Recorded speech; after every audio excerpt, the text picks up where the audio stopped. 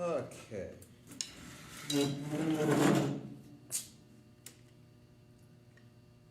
All right. My head's kind of come off. Okie dokie. We still got 1 minute.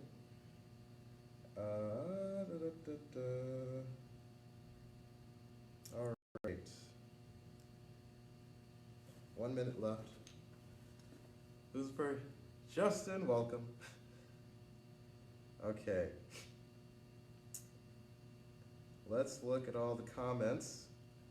Someone says Bolero, how to get even sound. Okay, so we got a lot to talk about. Thanks everybody for coming. Okay, as many of you may know, I'm gonna be pretty out of commission for the next couple months. So I figured I'd do one more or a couple of live streams before I can't do anything. Yeah, so let's see. I don't think I've done a live stream snare drum thing yet. So this should be fun.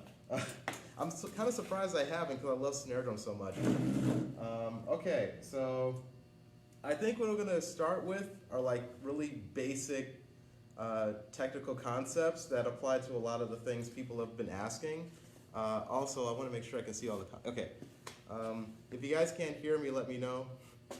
The microphone might cut in and out because of how loud these things are. Also, repping Black Swamp. Yeah. Okay. Let's see. First things first. I think a couple of the things I got on my comments for this stream was like even sounds, how to keep sounds even, especially on loud playing. Shaky hands for soft playing. What else? Let's see if there was another thing. I think those are the big two ones that I was going to talk about. Let's see, anything else? Soft playing, rolls. Yeah, so I think the basic thing I'm going to talk about is starting off with doing something like this. My whole base that I was taught was all about relaxation and feel.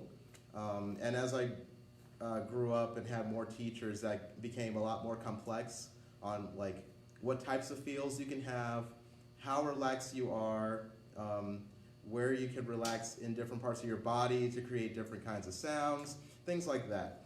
So the first thing I usually have people do is learn how to let go of the stick, because if you can let go of the stick, you can let it do whatever it wants, which means you don't have to work as hard. So I would usually do something like that, just let it bounce by itself. You know, just one wrist motion, and it just kind of sits on your. For me, it's on my middle finger, but for some people, it could be on the first finger, if you're a first finger fulcrum person. So just getting used to it, just bouncing as many times as it wants, and getting used to what that feels like. And if you can have that same feel on single notes, it makes it a whole lot easier to play like loud, soft, really fast. If you're playing fast and you have it too tight, like you have that kind of thing going. If you have it really loose, and that's without fingers. I can't really do the finger. I can do it with my right hand, but I can't do it with my left hand as well. So that's all wrist. So I can't do the finger thing. So that's the basic concept. It's all just really letting the stick be super free and just letting it do whatever it wants. And especially when you do rolls, that comes in handy a lot, because if you can control how many bounces each stick does, you can control any kind of density you want in the roll. So you can have triples, fours, and you can have obviously twos, threes, fours, fives, and after that you can't really hear as well. So twos, threes, fours, and at least fives. If you can control those, you can control anything. So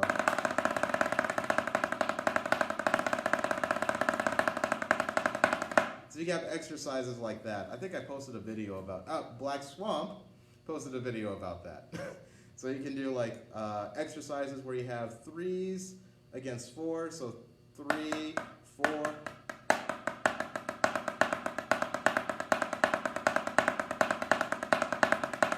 Or same.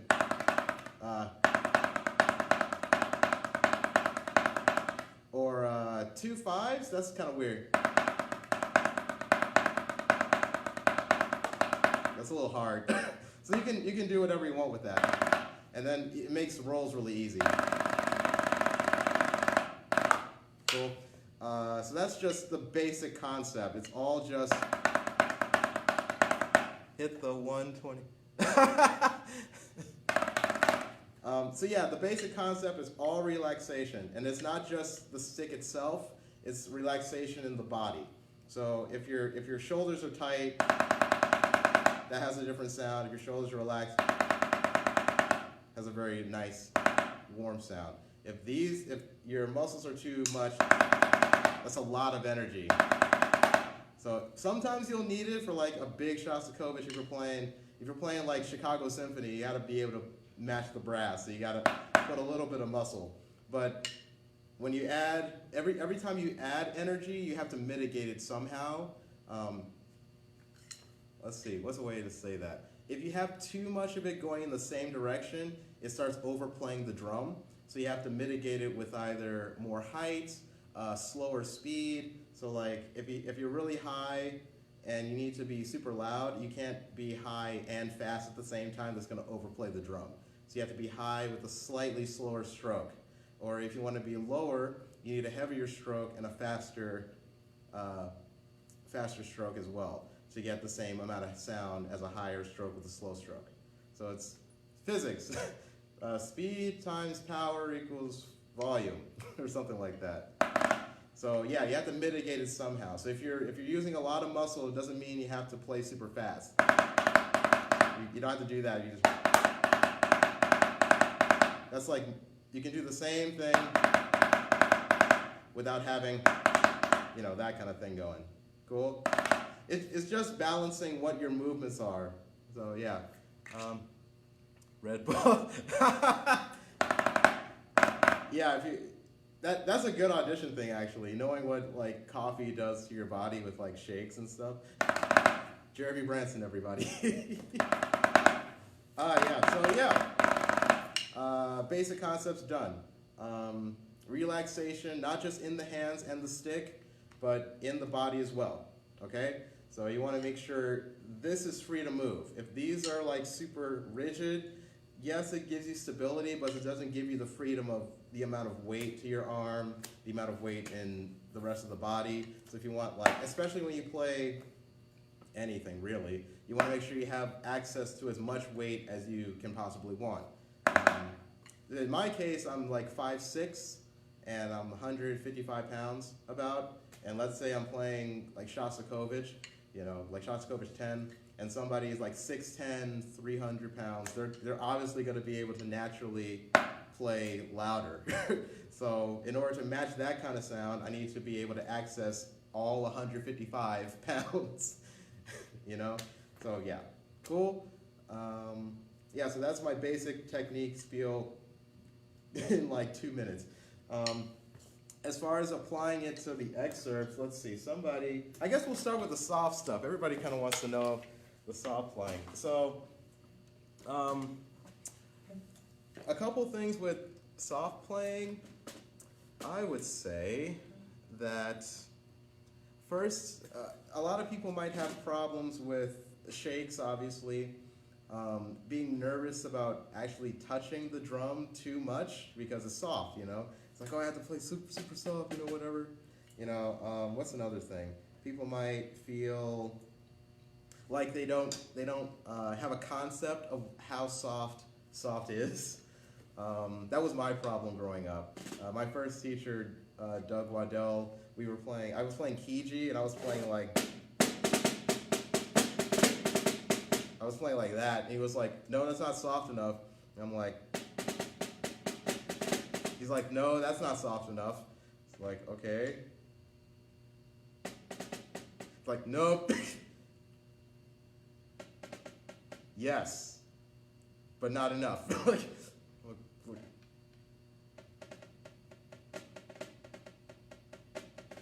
It's like, that's soft. That's minimum. It's like okay. So how do you do that? The first things I try to do is like, in order to get really comfortable playing soft, you have to be really, you're not going to see my face, but you have to be really comfortable, like just taking a chill pill and just chilling out. So what I started to do was, I knew exactly where I wanted to play as far as where the soft sounded good. Just give me a sec. Okay. So yeah, I figured out where I wanted to play, and I would just stand there and be super relaxed. Just like, okay, I'm here, I'm at the drum, my sticks are on the drum, nothing to do, I'm just chilling. And I just stood here until I felt comfortable standing, like, relaxed.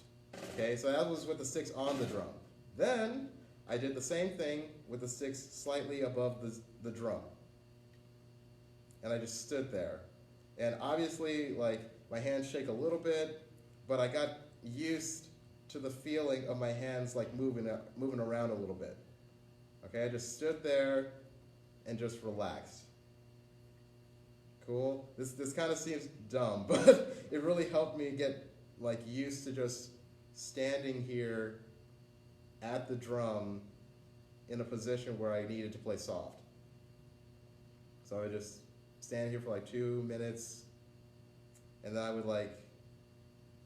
just slightly move my forearms. The cool thing about playing soft, you can do a lot in the body to emulate a soft sound without trying to forcing a soft. It's kind of like you can use really big muscles to make the soft sound. So using the forearm stroke, so you don't have to depend solely on like fingers and wrists. Because that's already difficult enough. So having support from the forearm, especially right here, this muscle, that's one of the muscles that you can connect with. As far as it connects with the thumb muscle too. So that line of motion.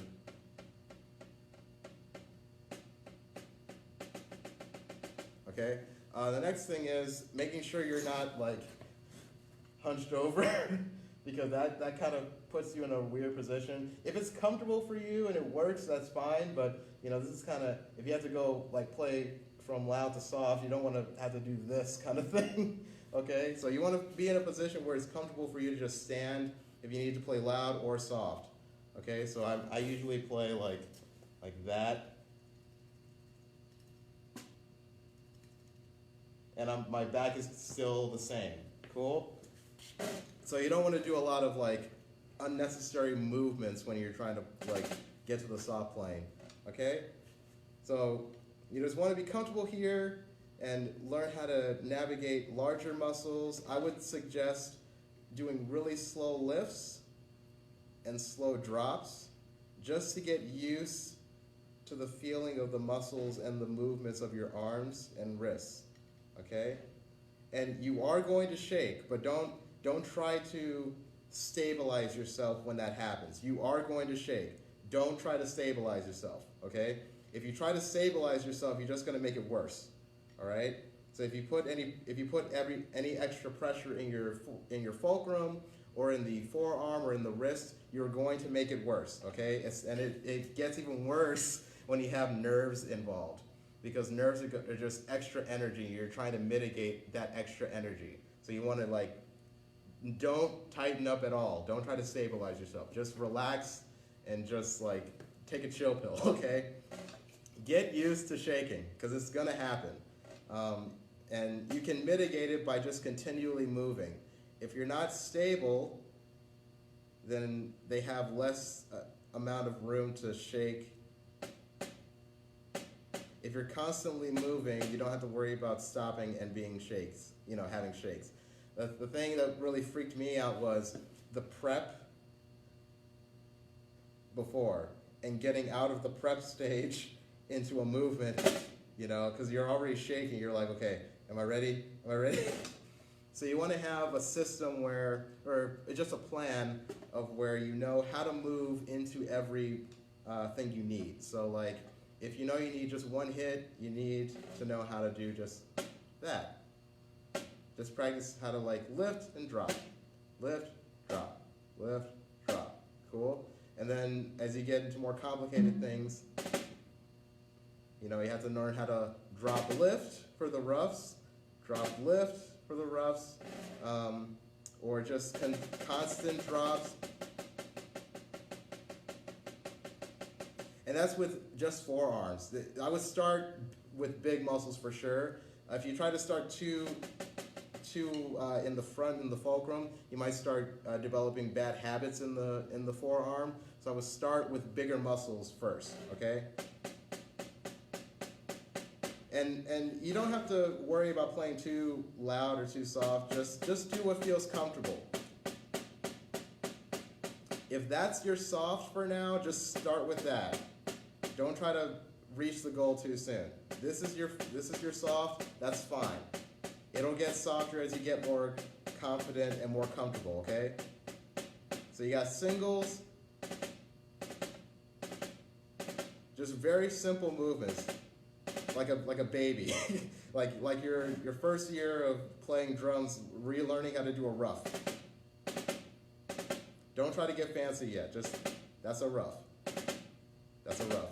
That's a rough. That's a rough. Same thing with the other hand. No, this really just kind of. If you saw my Instagram post, I was doing this kind of thing, just getting used to my forearm motion. That motion, so same thing here.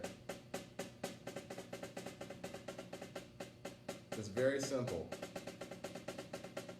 And I'm not doing anything really. It's a very loose grip, again. So that's the first thing. Big muscles, just getting used to single notes, really simple roughs. If you feel really adventurous, do the triples.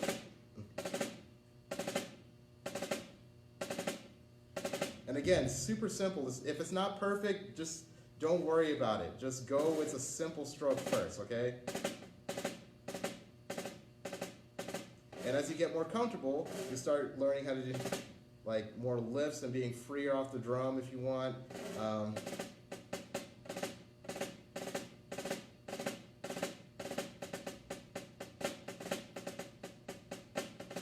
You get to like get your full strokes in, your downstrokes, upstrokes. Cool? All right, so that's that. Any I don't think anybody put any questions on. Okay, cool. And the same thing goes for the roll. For me personally, I do a 3-point fulcrum, but it's the same thing, just getting used to letting the stick do whatever it wants by itself using big muscles. So you're just letting it drop by itself. Just taking a chill pill, don't try to force it, just let it sit. I like doing this too, so it forces you to let go of the stick and let it do whatever it wants. Cool? Another tip, just make sure that your strokes aren't too fast. The faster the stroke, the more energy there is in the arm and the fulcrum and the wrist, which means you have a little bit more tension there and a little bit more sound. Just really slow strokes.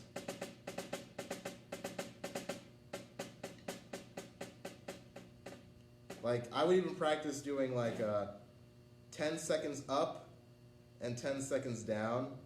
It's really hard to do that. So start with the forearm first. 10 seconds up and 10 seconds down. That's really, really, really good. What's your sticking for roughs? Oh, I'm sorry. I forget the images. Okay, so my roughs are left. This is my left hand. That is my left hand. Left, left, right. Left, left, right. Okay? And then I do right, left, left, right for for triples. If I'm playing super loud, sometimes I'll do left, right, left, right. So I'll do like that. I don't normally do that because I have to like do this motion to do it. So I don't like doing it. I usually like doing right, left, left, right to do that.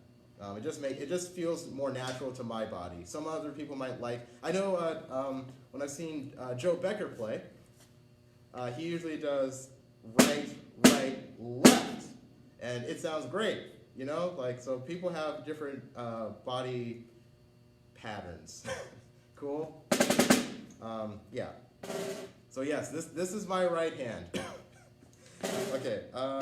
Slow strokes.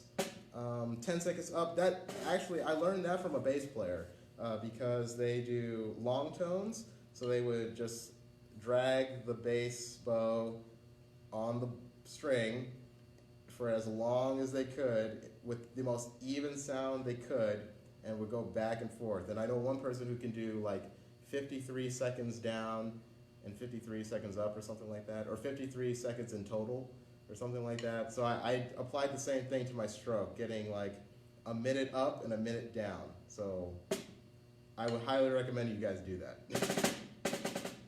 Okay, so yeah, once you figure out, like, this is your motion for just a normal stroke, then you just apply it to the actual excerpt. So especially when you've fixed it to all of your stroke types as well for this height.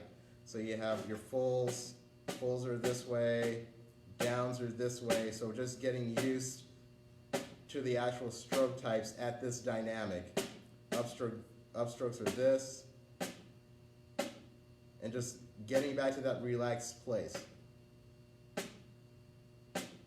And you have to be super, like, it's really a lesson on patience and awareness, because you may feel relaxed in your fingers, but your shoulders might be tight, so you're wondering, like, why when you do this you have that, like, weird jump, or that weird, why you can't come back to the same place for some reason. Yeah, it's because of the shoulders, or let's say if you had like a really bad lower back tension,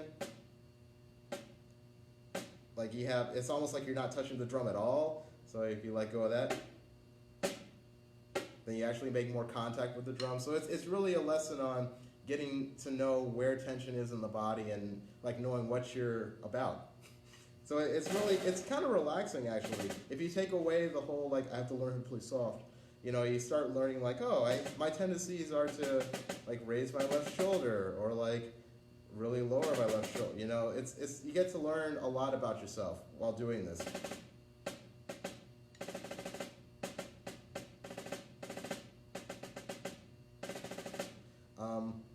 The other thing, aside from that, also like just improvising on soft playing, so learning how to just something simple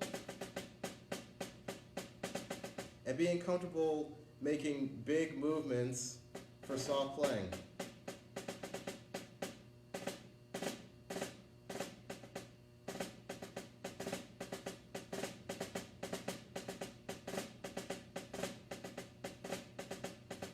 Okay. Again, don't try to play too soft. If it's too soft, you're not going to get. Actually, well, this drum can do it, but you might not get as much snare sound and snare response. So that's an issue as well. Don't play too soft. Okay, give yourself room. Okay, so that's my range of how I go about playing soft. It's just really getting used to the sound of playing soft, so you're not like freaking yourself out. Breaking the silence with your soft playing.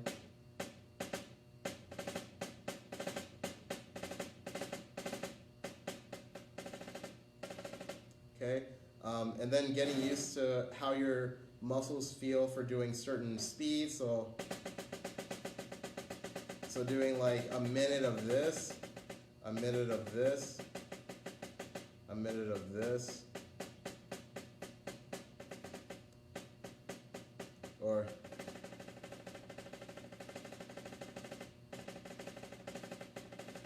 Like, I'm not as good as this.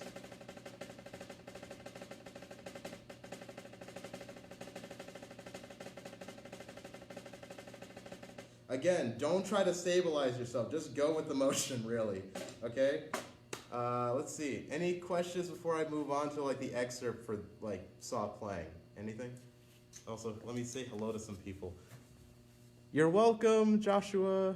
Hi, Angelica. Thanks everybody who's watching. I don't want to put my finger. Let's see. Yay. Okay. I guess there might be a delay. Okay, so, all right. I'll start with Bolero because I really, hi Darlene. Okay, I'll start with Bolero because I think it's difficult, one, because it just repeats the entire time. And also you like have to keep a certain energy about it. And I mean, obviously you have to be both the same tempo, but still be flexible with people's solos that come in, things like that. So the way I stick it is a little jazzy. Maybe not jazzy. So I kind of do, this is gonna look weird for everybody. So this is my right hand, okay? So I do right, left, left, right. So I do that for all the triplets. And then left, right. So I just keep alternating. Sorry.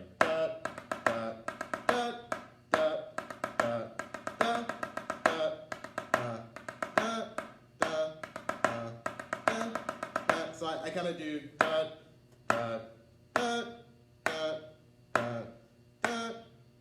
just to follow the musical line. So it just kind of.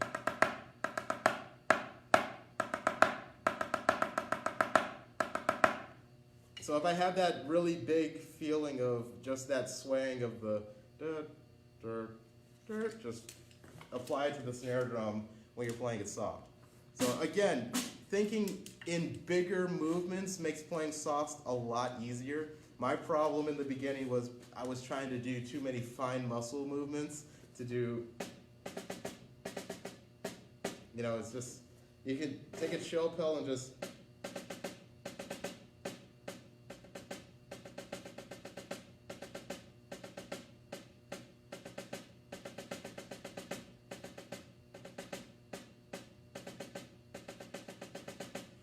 the other thing is making sure you're phrasing throughout the entire thing. Excuse me. If you're trying to just do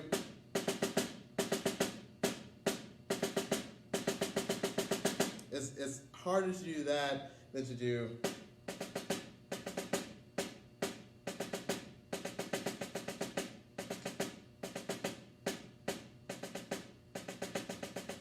it's just like swinging, So it's easier to phrase through soft things than it is to just like, and it's boring. So, okay, so that's my sticking for that, and that's how I kind of think of it.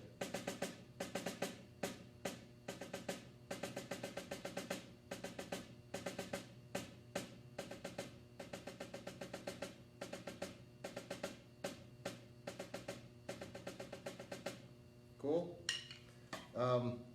Again, people muffle the drum.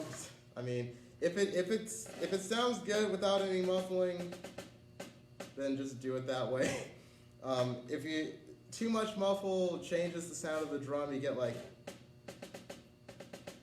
a kind of a weird, not weird. It's just a different texture and a different sound. So just use your ears. Whatever colors you want to use for these excerpts, go with that color.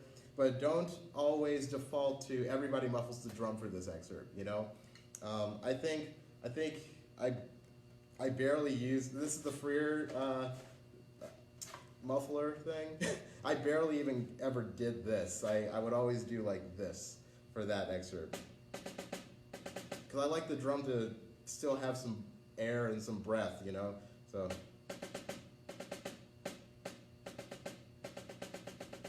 Like, yes, it makes it more responsive, but it also, like, kind of changes the character of the instrument. So you want to watch that. You know, don't always default to what everybody does.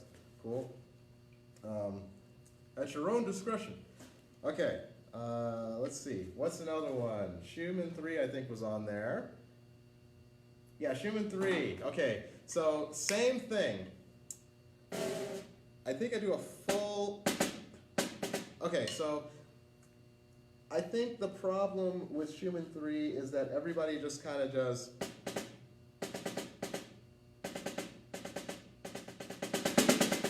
You know, it's like, make it perfect.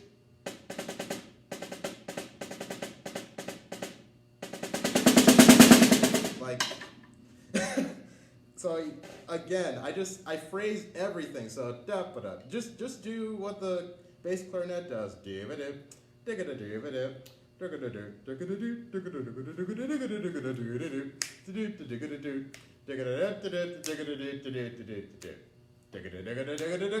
know, it's like, just put some, like, sauce. Just don't be afraid to be too expressive. It's music.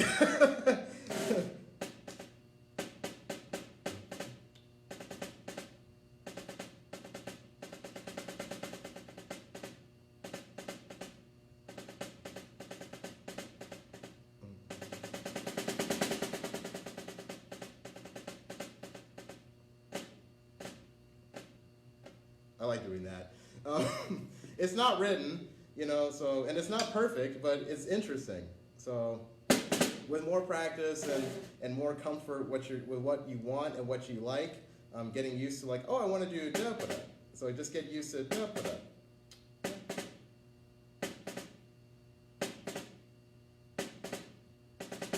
Oh, now I want to do right, left, right, left, instead of right, left, right. So just kind of, it's just improvising, seeing what feels comfortable, what sounds good, what sounds like what you want, and not just gravitating to, I have to play it the same way to have the same sound. So I'll do a left, left, right, you know? Right, left, right, left, right. But maybe you want right, left, right, left, right, left. You know, it's just what you want and what sounds good and what sounds like the piece. Don't just, oh, I need to play it this way, you know, compartmentalize and all that jazz, you know? Okay.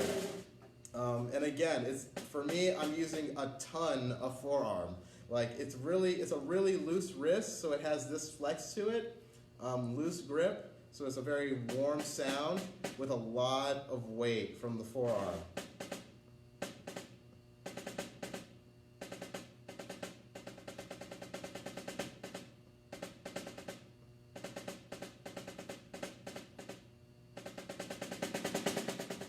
If I wanted more. And you want to make that decision whether or not you want to do, like, a movement this way, or to just move at the same place.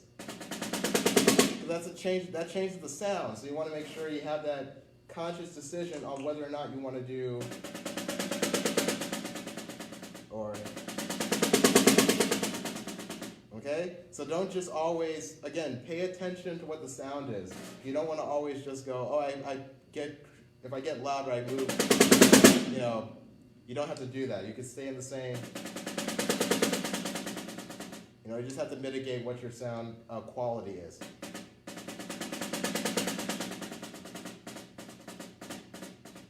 Cool? Let's see. What's another thing? I love, like, doing that. That's something I do. I don't know if anybody else does. But everybody has their little twerks and stuff. I'll talk about Shostakovich later, but I have a little twerk for that too. Okay, any questions about that? It's very, like, nothing specific about the excerpt itself. It's just comfort in moving with big muscles. Again, if you want to just do this for 2 minutes.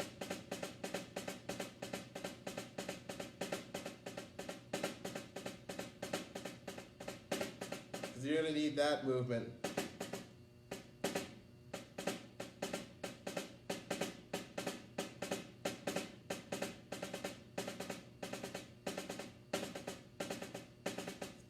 getting used to just playing around, really, just getting used to playing around.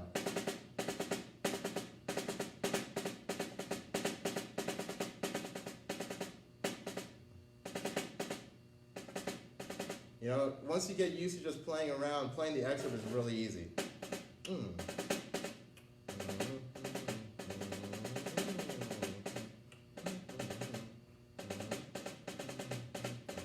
You know? And then as you get more comfortable, then you can start like organizing it and making it more consistent. So you don't have like da da da da da, you know? You just have the same.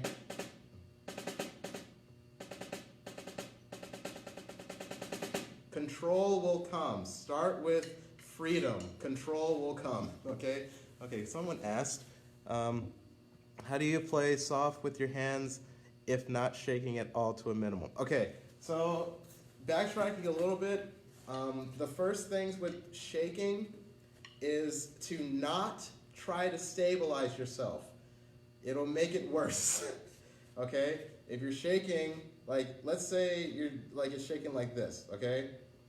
Like, don't try to like squeeze or try to stabilize yourself, especially in the fulcrum. Work on relaxing big muscles, standing where you're just like comfortable. Like if you're doing something really loud, just stand there. That's your soft position, okay?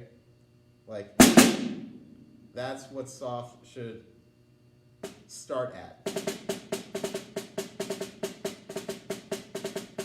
Okay, so starting at a relaxed base really helps first.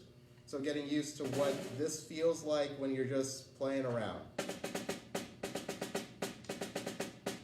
Cool. Second thing, using big muscles and big movements to make the strokes instead of relying solely on the wrists and the fingers.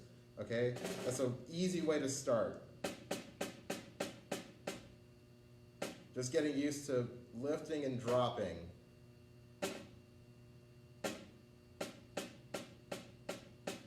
Again, in that position where if you were playing loud, you can go straight to.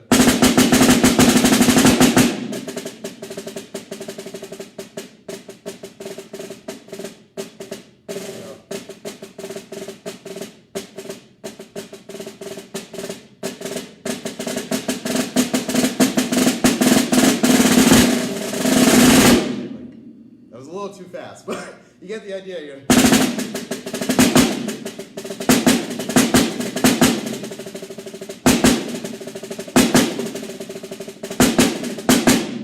getting used to doing really extreme dynamics, so playing really loud and relaxing into a soft position.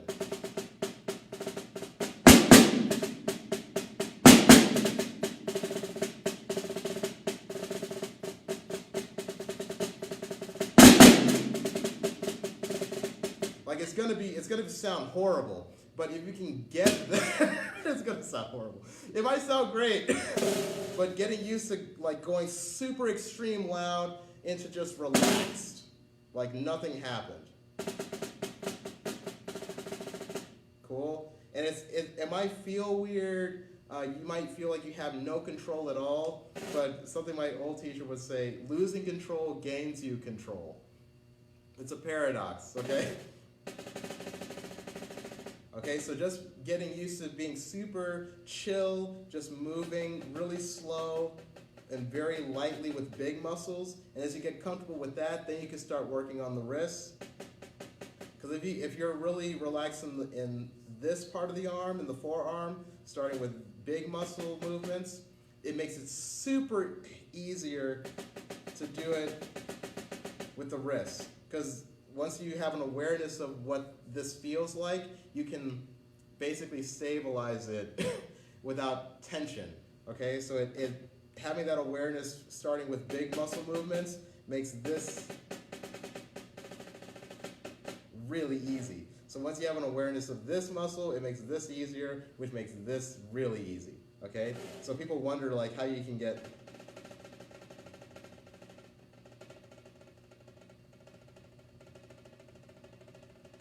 like that kind of control comes from a stabilization or relaxation of the entire arm.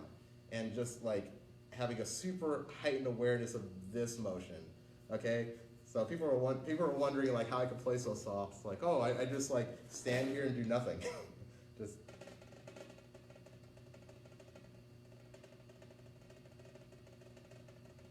like, cool. You're welcome. So that's Schumann 3, Valero, Kiichi, the same thing. Getting used to a quick upstroke.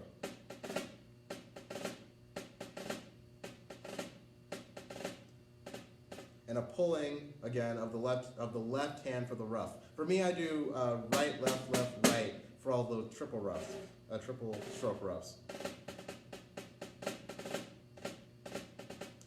And then getting used to either having really crushed roughs or really open.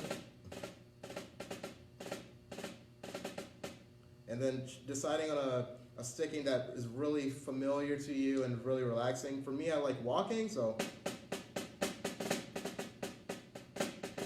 I alternate a lot. And for a while, it was even do up, up, down, down.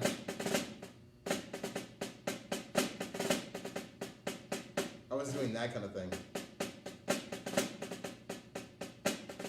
Again, moving makes it easier. So don't be afraid to move, okay? It's really hard if you can't move. I used to say that to some people.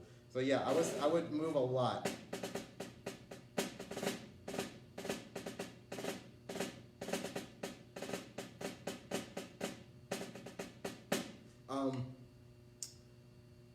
Andy Reamer does that. So paradiddle. Okay? So same thing, you want to pick something that's really familiar to you. Don't be afraid to move too much.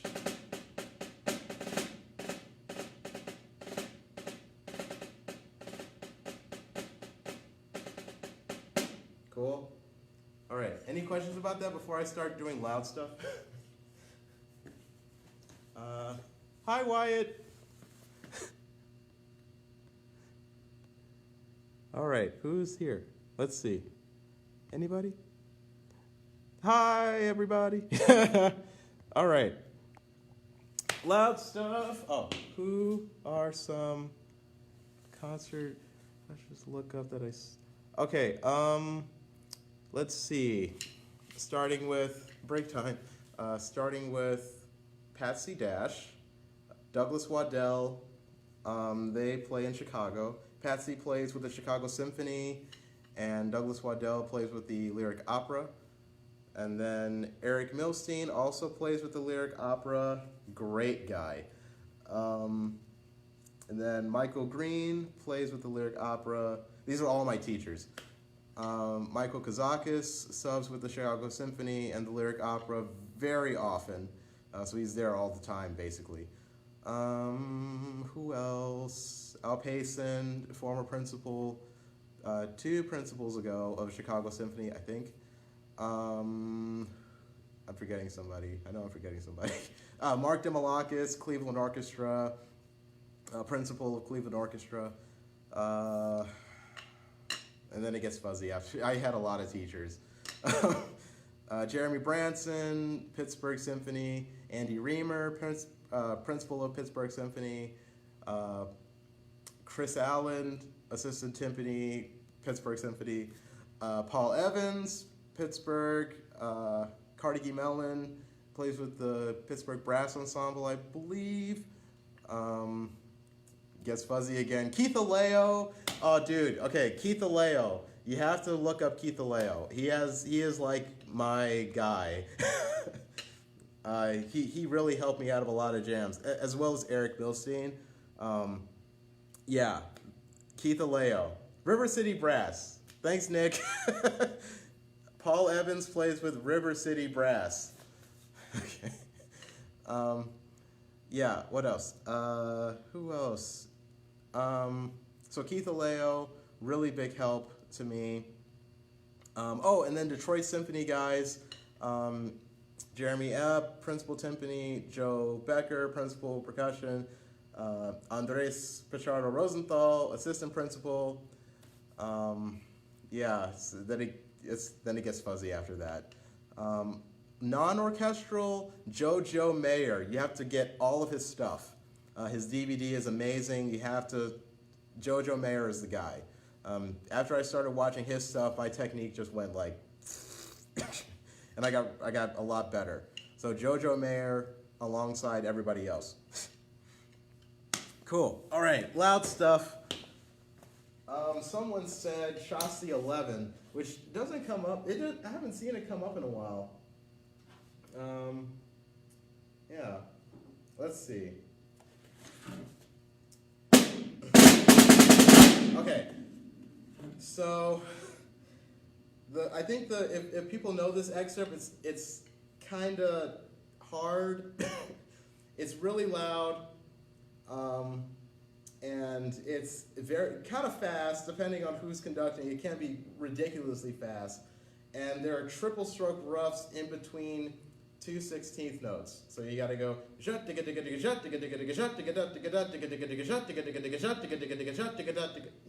you got to do that. So the first rough, you can obviously do an actual, I'm going to do it on the pad first, so you can hear me talk. The first rough is easy, because you can do a right, left, right, or your left, left. I wouldn't suggest doing the triple, the single stroke, because getting out of that is a little hard, but if you can do it, do it. You know, just do what sounds good.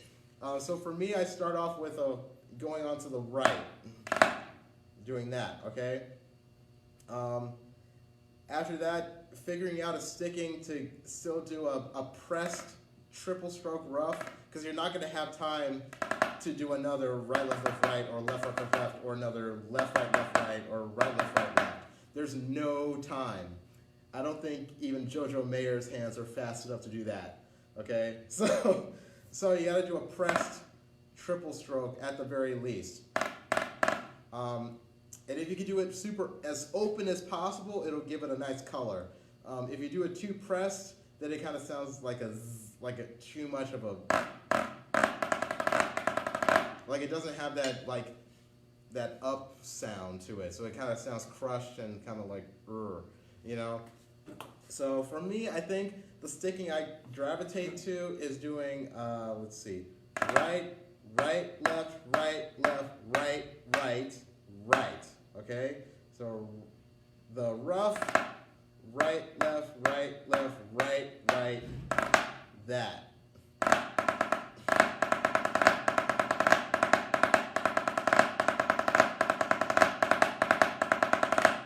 And again, like it's really loud and it's really fast. It can go.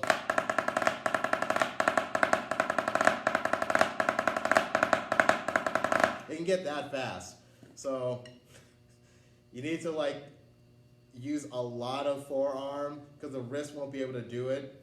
And you just have to practice getting as high as you can, as quick as you can, because depending on the ensemble, you might need to play super, super loud. Also, using heavier sticks will help. These sticks aren't as dense, so these are my super general sticks. I have a pair of sticks that are super dense, and they're exactly the same type of pair, but they're super dense and kind of hard and rigid. So these sound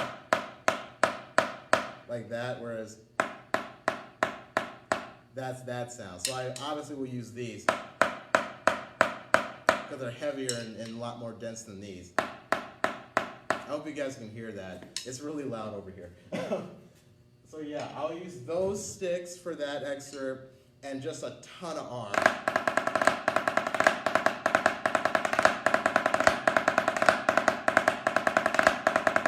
I'll just do that. Another sticking you can do, let's see.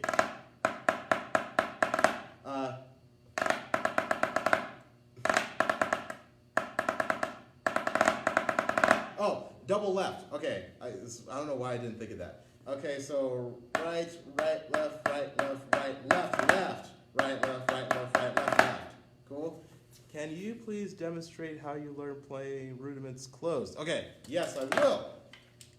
Okay. So the other sticking for that, right, left, right, left, right, right, left, right, left, right, left, left. So doing the double left.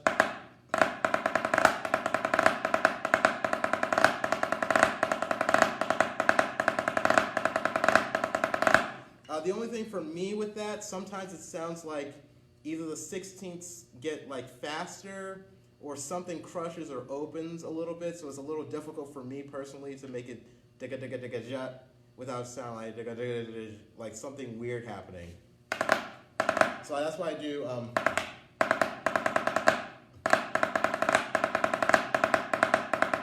so I know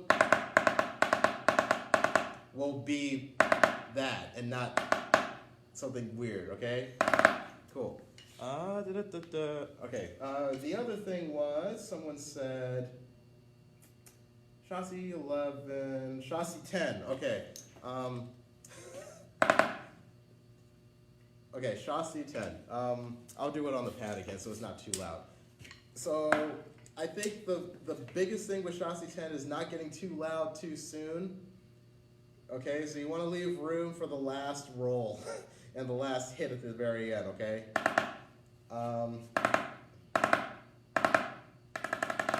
Okay, so the rhythms that I use for this, a lot of triplet rolls happen. So for the beginning of it, it'll be digga-dot, digga-dot, digga-dot, and then when you get to the roll, digga-digga-digga, triplet left. That's what I do. Digga-digga-digga, triplet left. Then back to digga-dot, digga-dot, digga-dot, digga-digga, triplet, boom. So it's very, I don't go, you know, because I'm already doing, just, I take the rolls to take a break. Because you're just kind of, essentially, so you want to take a break. Yeah. And again, I do a triplet off the left for the re-entrance.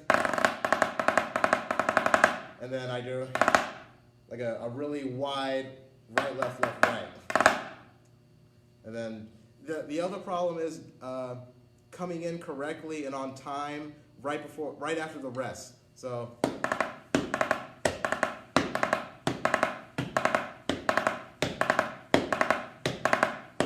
again, just practicing the rhythm by itself.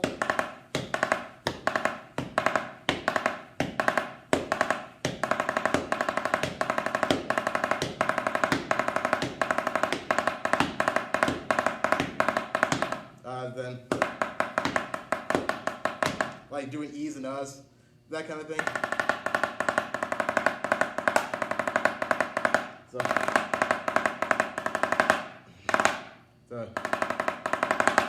okay, and then let's see. Oh, here's a book. Let's see. Again, this might. I'm not going to show it because it'll be backwards. But let's see. Chassis 10. This is the second movement. That's chassis 7. Chassis 10, the second movement. Okay, let's see. This is after 99. 1, 2, 3, 4, 5, 6, 7, 8, 9. Okay, so on the 9th bar after 99, those last 2 16ths, I add I kind of add big accents. So it's just something I do. No one else does it in the orchestra. It's just something I do because I like it. So I go digga digga digga dot digga digga digga dot digga digga digga dot digga dot digga digga digga digga digga dot. I like doing that. So because it sounds, it's something I really like to do.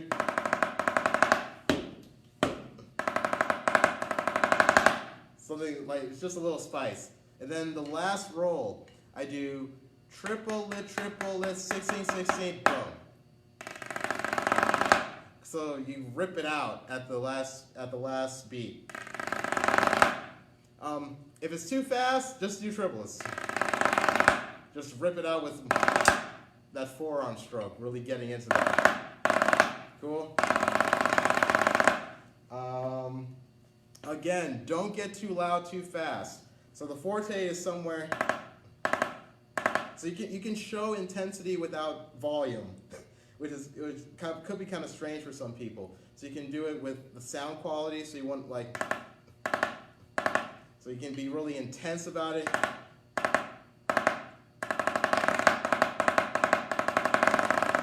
So for me personally, when I play this excerpt in my body, I'm like cutting off my legs. So I'm just playing with my upper body weight. And as I get further into the piece, I access more of my weight. So it naturally gets louder as I go. So I could be playing, I do that, which is hilariously great. So if I mitigate, if I cut off the lower half of my body, my louds will sound like this.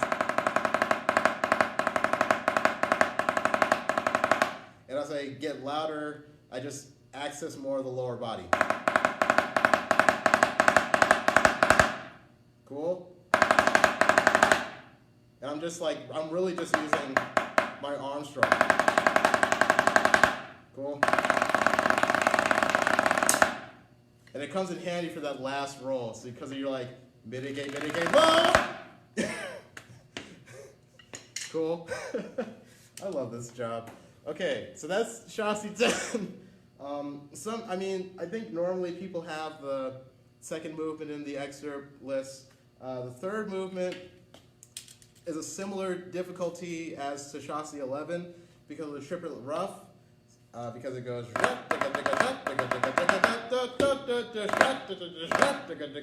you know.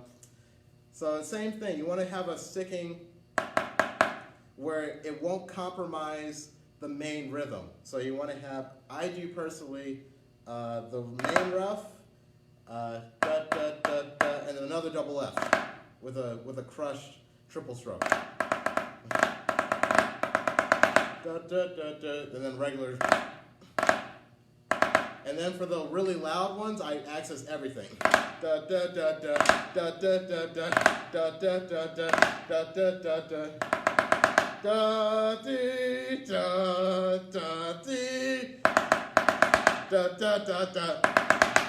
You know, I'm just like, of course, if you can't play that loud, don't, but, you know, and then the audition, definitely don't play that loud, but, you know, if the moment calls for it, you have that access, you have that opportunity and that option to do it. So, in my spare time, I just go for it. So on this pad, I require to match half of my snare drum. If I had my snare drum, I obviously wouldn't be, I wouldn't be doing that, okay? So that's the third movement of chassis 10. Fourth movement, that's easy, you just have to play loud. What's that? There's a part, oh, the hard thing about that one is that everything's triple forte or something. Let's see. Fourth movement. So this is 180 after 183, 9 after 183. It's like double forte with crescendo to 184 roll with crescendo, and then like 5 bars before 185, you have the crescendo again to a sforzando triple forte. So like, you have to have something in the tank right before you get to there. So you're like, for me personally, I mitigate everything from like my chest up. So,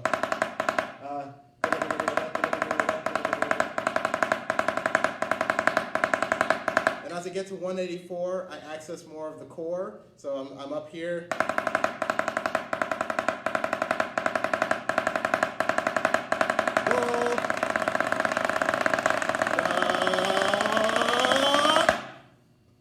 Yeah.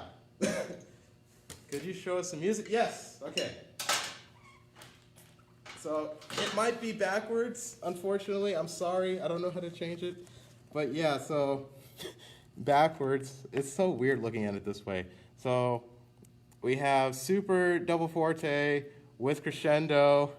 So I'm going like up. When I'm here, I'm mitigating my from my chest up. So my entire lower body is unaccessed. I'm not accessing that weight at all. And as I get to 184, I slowly access the core. As soon as I get to 184, I start accessing the lower body. And then the rest I just throw out right at the end. So I'm going from like stop here, then continually go down here, and then 184 down, I just shoot all the way to the ground and just put my entire body weight into that last crescendo roll. Sometimes the drum can't take that, so know what your instruments can take before you start adding all that weight to it, and then plan accordingly. This drum can take everything I throw at it, which is awesome. I love this drum. Yeah, so it can take everything I ever want to put into it. Yeah, it's really, really, really cool. Reading it backwards is weird. Yeah, sorry. The iPads are weird.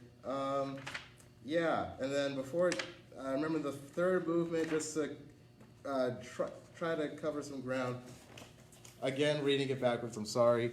The problems come when you have to go da-da-da-da-jat and not compromising those rhythms in between to account for the triple rough.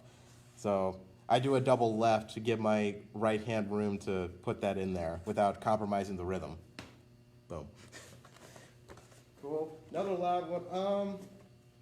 Yeah. So I'm not gonna play the roll part because it's way too. I think the speaker's gonna die. Let's see. Any other questions before I go to like Peter and the Wolf? I forget. Let's see. Who else had a question? Chassis 10, Lieutenant Kiichi I did, Capriccio Espanol. Okay, I'll do that next. We did Schumann 3, Capriccio I'll do. Let's see if anybody else had a question on here. Wipeout, Bolero I did. How to get a good sound. Okay.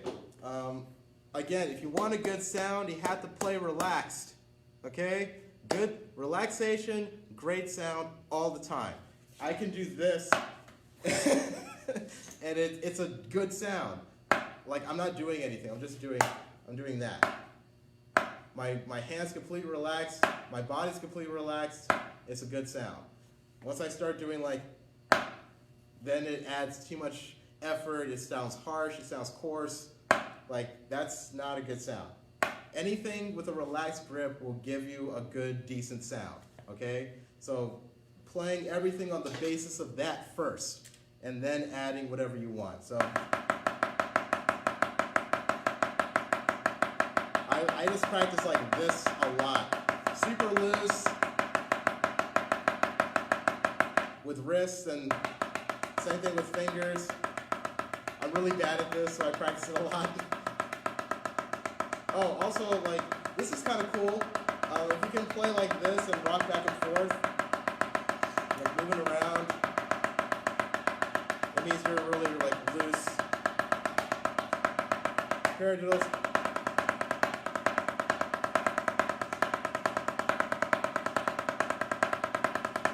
Nothing you do here should affect your hands. Okay? And then going back to another person's question about how to play rudiments closed, same kind of thing. You want to be able to, the faster you go, the looser you should be in some places, and the lower the sticks have to be because you can't play as high because you need to be faster. And then the fulcrum, depending on the type of rudiment, might either be a little more firm or have more of a pliability to it. So like paradiddles, for instance, you have to be able to do da, da, da, da, da, da. You have to do this with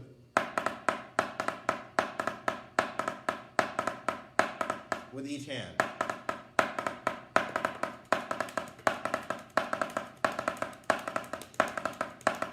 So you have to be able to jazz. So getting used to a downstroke and a double stroke and an upstroke.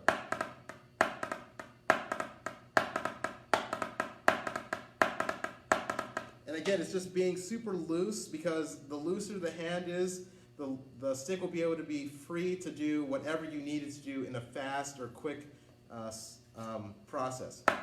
So if you're too tight, it won't have enough rebound to do the double, and then you have to force it up. You can do it, but it's harder on your hands and on your wrists and on yourself. Instead of, just having a very relaxed. So start where it's super easy to do, as relaxed as you can, and just think about doing those motions smaller and quicker instead of like faster. Just think in like a percentage or something. Like, I need this amount, like 50% less height and 50% less, like more speed or something like that. Again, and don't think you have to play at the same dynamic either. As you get lower, the sound's gonna get softer, right? So don't feel like you have to force yourself to play the same dynamic. Just go with what.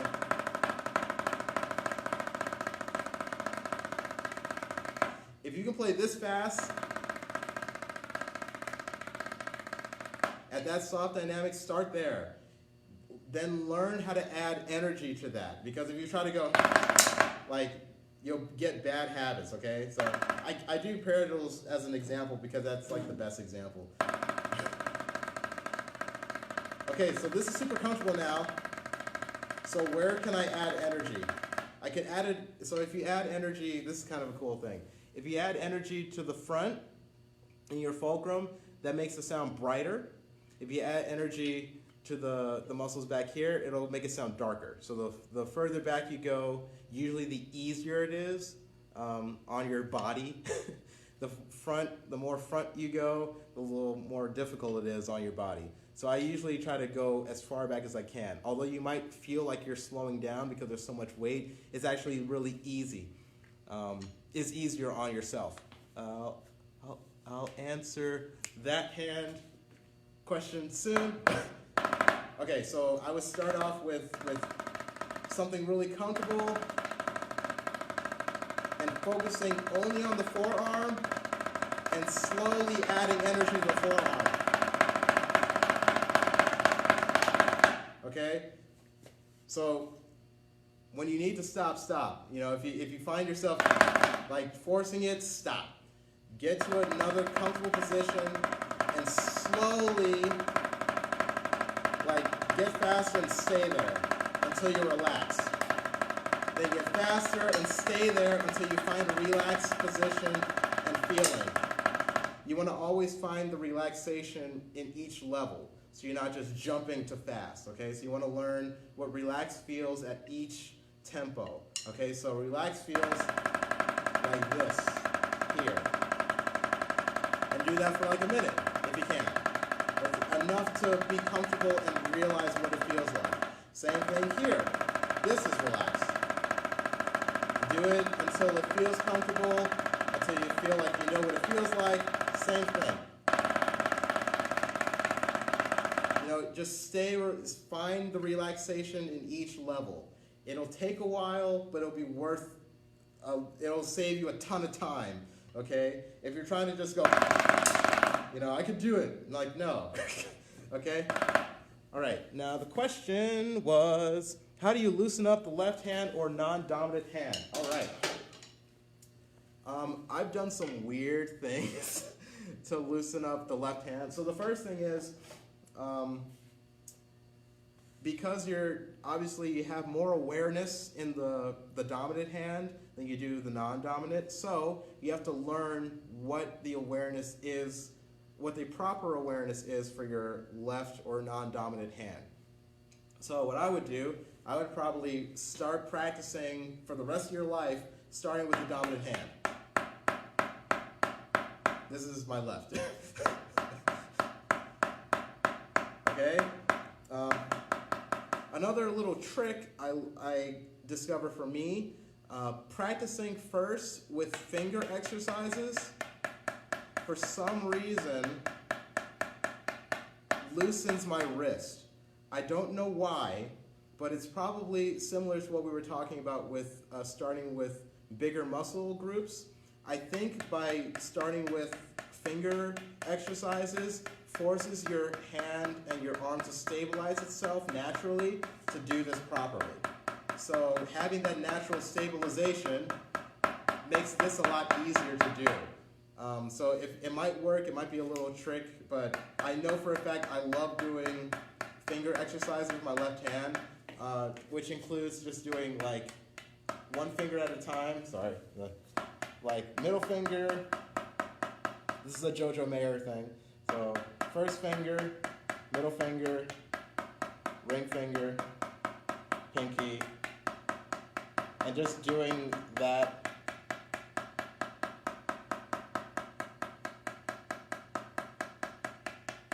Okay, it's gonna feel weird, but just go with it.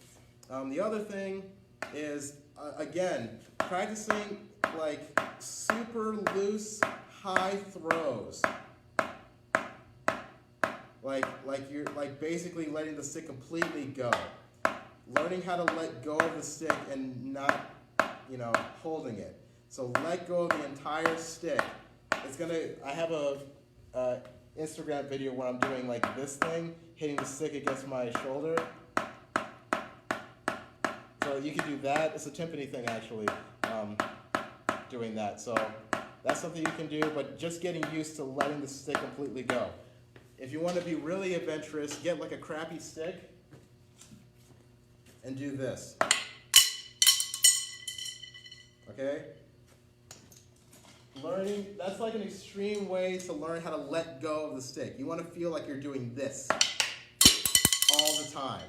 Okay? So if you feel like you're just doing that all the time with every stroke, your left hand is always going to be relaxed. That's essentially what I'm doing whenever I play. As much as I can.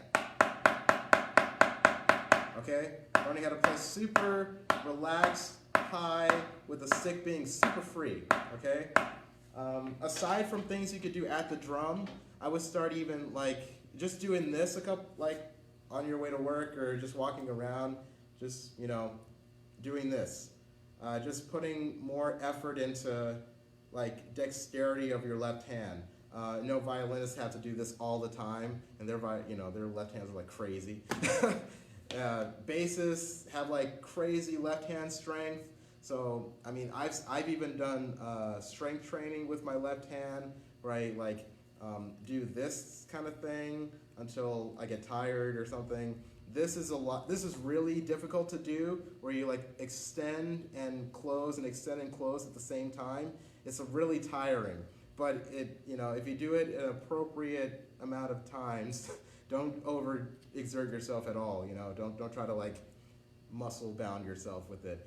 Just do it to where you start feeling more comfortable doing it. And I swear, like even after a week, you should be able to like get to here or something, and then start practicing going up instead of just down, like up, which is even harder. Like that's easy, for your dominant hand, but doing stuff like that, or doing it slow, see how fluid you can like get it. Because as you can see, it's really disjunct with my left hand because I'm trying, but like after a while, as soon as I destabilize myself, it's a lot easier, So doing stuff like that, again, like I do the 800 claps thing, but that works with both hands. But this, doing a lot of things, starting to brush your teeth with your left hand, just doing everything left-handed for a year or something, So really weird things you could do to, just be more aware of your left hand. Even stuff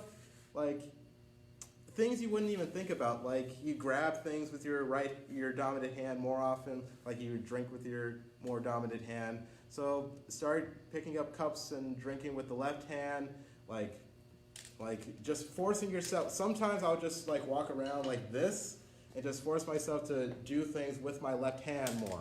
Just, get it more engaged. Okay, those are my tips for that. Non-dominant hand. Da, da, da, da, da, da. All right. Yeah. Where was? Oh, Peter and the Wolf. I guess does anyone have any other requests? I've done Shasti 10, Shasti 11, Bolero, Schumann 3, Kiichi. I think that was it. Yeah, no problem. Anytime. Good question. Anyone else have any more questions? Again, I'm doing this as kind of a last-ditch effort before I am at a commission for the next couple months. Hearing something I tell my students. Yeah. I feel like we're all getting that a lot these days. Yeah, so does anyone, can you play a 9-stroke real close? Yes. Let's see. So you can, the two ways I remember people doing this is either like a 3 camps type of thing where you alternate, so right, left, left, right, right, left kind of thing. So, oh, speaking about that, playing things open, close, open is really important. So starting really.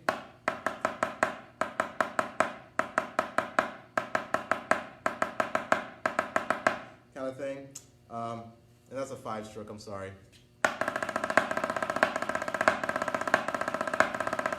I meant to do that. Okay, so same thing.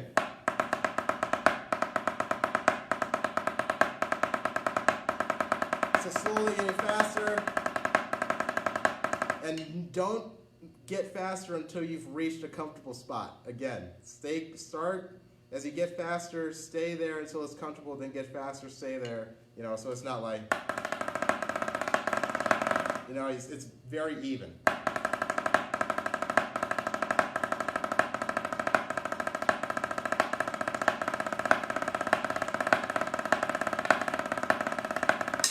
Sorry.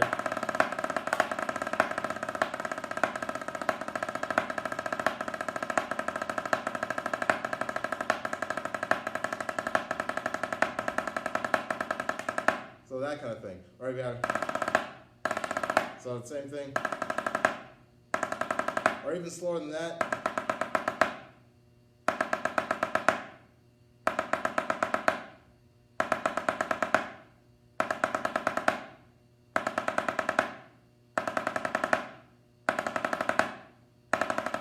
And for those rests, don't be impatient. Really let it rest.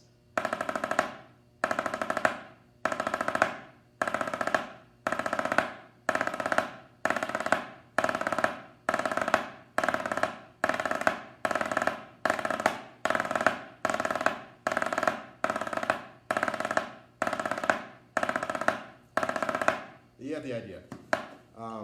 Hope that helped. Hey, what are some ways that I can incorporate my lower body in playing snare drum?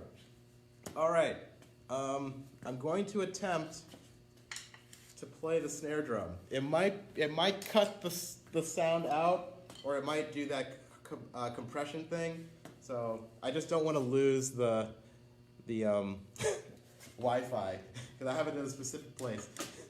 All right, so I should probably do it this way so you can see what's happening. The way I kind of demonstrate this in classes is I'll what do? I'll raise myself up so you can see myself relax into the ground. So I'll do that. So if I'm standing straight and tall, I will start with a mitigation of my chest. So I'm just using everything from chest up. So that's forearms, shoulders. And as you can see, everything's kind of rigid. Even if I'm super relaxed here, it still feels kind of. It may look rigid to you guys. Okay. All right. So if I let go of the shoulders, you already hear that already arm weight. Okay. Then if I let go of the chest. You start seeing the movement, right? So, cool. Then, start lowering. Then I usually tell students to feel like they're fat, so it kind of feels lazy. And that's just there. So then I can get all the way. I can go not just relaxing here. That's where the tumor is. Yeah, so I go from relaxing there, relaxing there, relaxing the, so I kind of feel like this. But and that's just stopping there.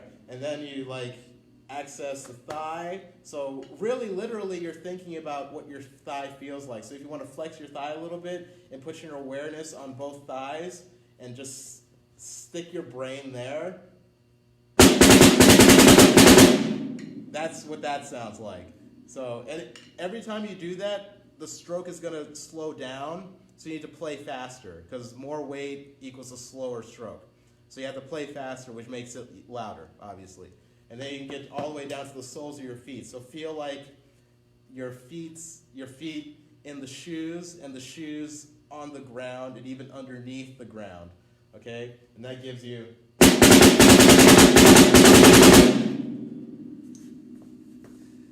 And I've only had to do that once in my career. I haven't had to play that loud yet, but obviously this drum can take it, which is awesome. Solid shell cherry. I'm glad I have this drum. So yeah, it's really interesting because it gives you the opportunity to access so many different colors, because the more weight, the darker the sound can be. But with that darker sound, you can add stroke types to mitigate it. So if you want a brighter version of a really heavy stroke, just use upstrokes. So you could do like, if I'm not even accessing the ground, I can have like, with upstrokes. If I want a lighter version, I mitigate everything without like changing anything with my height or my stroke type. It's just mitigation of the body. So if I want like,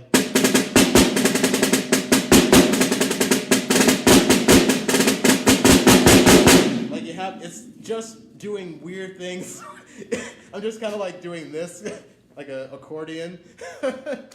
So obviously you can do it with just the hands, with like a general sense of the body. So I wanted to access everything without mitigating anything. I could just do everything with my hands. It's a little weird, and it's really hard to do that because he has so much weight. But if you can do that, it makes a lot of things easier, especially if you're playing something and you have to react fast. So if you need that, if you need to access a lot of weight quickly, just having everything already relaxed is really helpful.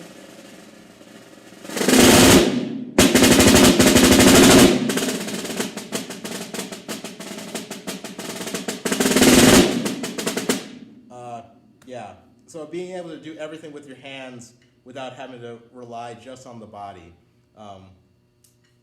Yeah, that's kind of difficult, but it comes in handy, I swear. Because if you have like, going back to soft playing, if you access the entire body and relax everything, this is super easy.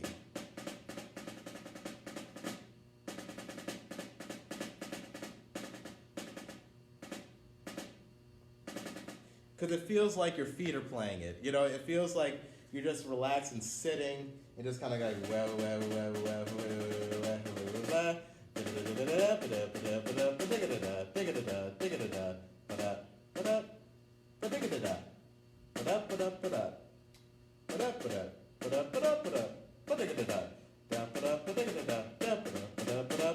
you know, it's just having that relaxation in the body allows you a lot more freedom of motion. So, which that freedom comes with a responsibility, because if you have so much freedom, you need to learn how to use it wisely. So if you have so much energy to use, you have to learn how to like navigate it. Okay, so that's a whole nother thing about navigating your body and the energy you feel as you play. How did you develop an awareness of agency? Yeah. So, I feel like I knew something was up because I was discovering like, oh, if I use like the front of my hand, it sounds like brighter or something. If I use the back of my hand, it's louder, so it's easier. So my understanding kind of stopped there. But then I met my teacher, Mark Demalakis, and then he's really into this thing called Feldenkrais, where it's a body awareness technique. Um, so usually the first lesson is used laying on a floor and just like noticing things. So you're just kind of giving the floor your entire body weight, and you feel like you're trying to go to sleep. And then you slowly start engaging body parts, like trying to move your head and neck, noticing what else wants to move when you move your neck. So like maybe your right knee wants to start moving as you move your neck, or maybe your shoulders want to stabilize as you move your neck. So they kind of instruct you to like let go of any unnecessary tensions for those movements. So you learn how to not tense your shoulders as you move your neck. So you learn how to move your neck totally independently of your entire body. You learn how to move your fingers independent of your wrists. So your wrist isn't stabilizing as you're moving your fingers, or like vice versa. You just learn how to relax any unnecessary tension.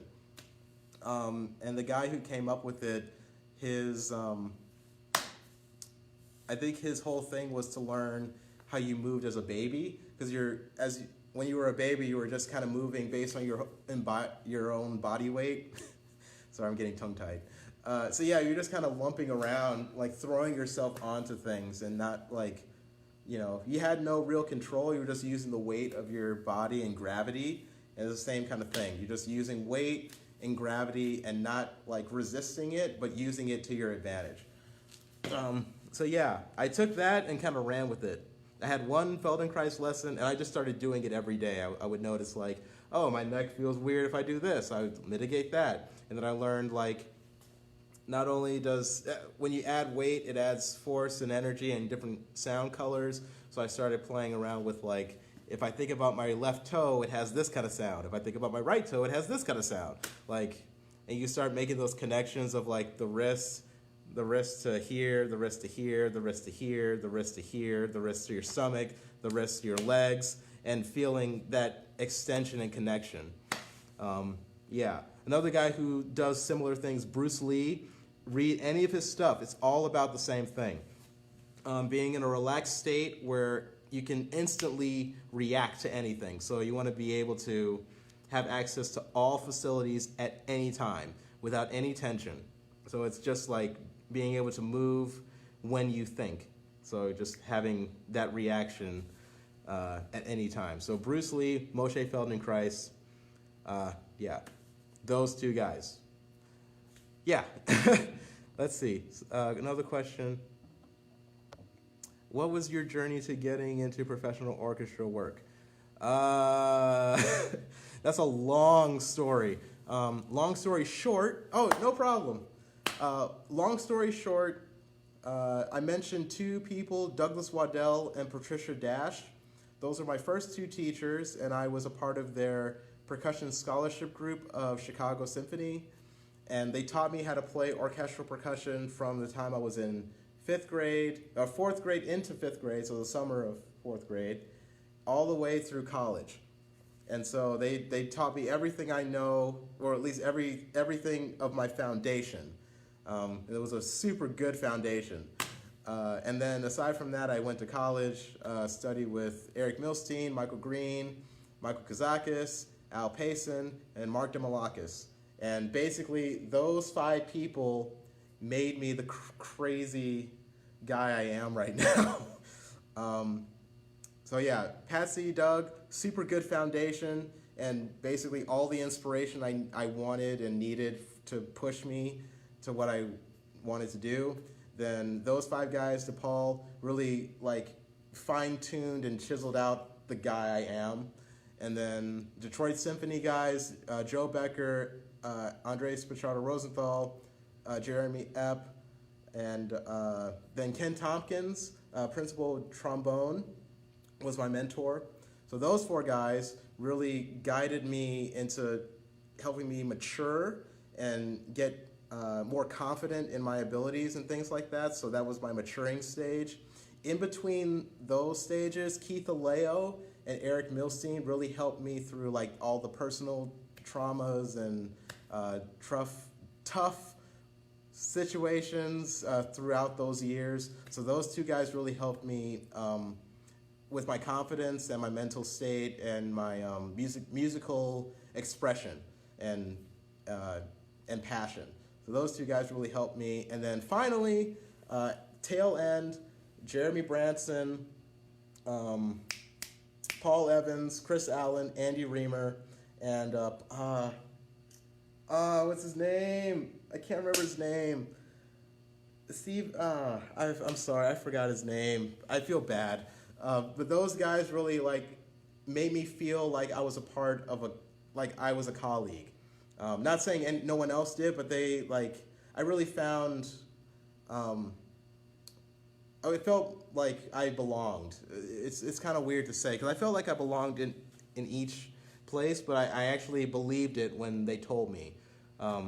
And after that, it was history. As soon as I just went for it and just believed what I had, I got the job.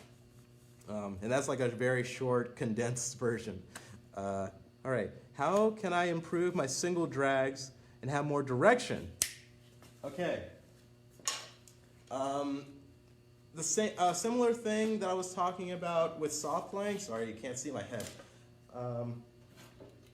You want to make sure that you have, again, you want to be pulling the drum, pulling the sound out of the drum. So you have a bounce up stroke for the drags. So that'll naturally give it a lift towards the main note. The other thing you can do is playing, if you can see it, so you can see this version, playing more bouncing towards the center of the drum. The only thing about that is there will be two different sounds. If you want to have the same color, do it in the same spot and just lift, okay? Okay. The other thing you can do if you want a little more volume and more intensity, you can slightly add pressure on the second note in the fulcrum. So slightly add pressure in the fulcrum, slightly, very little. So don't do it too much. If you do it too much, it'll do that. Okay? You don't want that. It's just slight. And only on the second double. Don't do it too soon. Land it, and then double is where the slight pressure happens, okay? So that's something you can do. Sorry.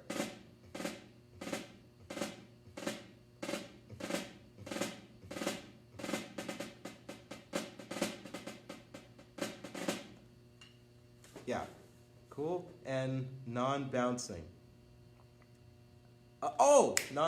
I'm thinking on the main note, make sure you're not adding any pressure in the fulcrum. So you're gonna get something like, if you do that, it won't be even with the rough crescendo. You want to make sure it's so it matches. If you have, it doesn't match the crescendo. So if you do that, you need to add. You want that. But if you're just slightly doing it, okay? All right. Thanks so much. How to find motivate? Oh, dude. Motivation to practice. I wrote a blog about this a while ago, but I guess the gist of it is I think. And I tell a lot of people this now because I feel like there's a thing these days where people feel practice guilt and all sorts of different things because it's a really stressful time and people need jobs and people need to be able to live a comfortable life and still be able to do what they love. And it's really stressful and it can really bring you down. But I think the thing that I had to work on was to know when it was okay to feel like I didn't want to practice and not to guilt myself into practicing. And knowing when to take a break. Because sometimes you're like, oh, I need to practice because I need to practice 6 hours a day in order to get where I need to be. But sometimes you just need to take a chill pill and just take a break. and know when it's okay. Not even when, it is okay to take a break, okay? Like, and be smart about it, because if you're like, oh, I could practice tomorrow, like, if it's that kind of thing, no, like, go practice. But if it's like, man, I'm really tired and it's things are hard, like, take a break. Take some time for yourself, because that's important for your practice. Taking time for the person and not just the musician, okay? Because the person is what's actually making all the music and making all the musical decisions. The musician is what the person is just speaking through, So you need to take care of yourself before you can take care of the musician. Aside from like removing practice guilt, knowing when it's okay, knowing that it is okay to take breaks, okay? It is okay, not when, it is okay. Aside from that, like, just remembering you're doing it because you love it. Like, always remembering and holding on to the first thing you loved about what you do. For me, it was loving Lion King music and like just hitting stuff. Like, I like hitting stuff, so even if I don't practice, I take the time every day to just hit something, like, at the very least. If you don't feel like practicing excerpts, just play stick control. Or if you don't feel like playing stick control, just hold the sticks.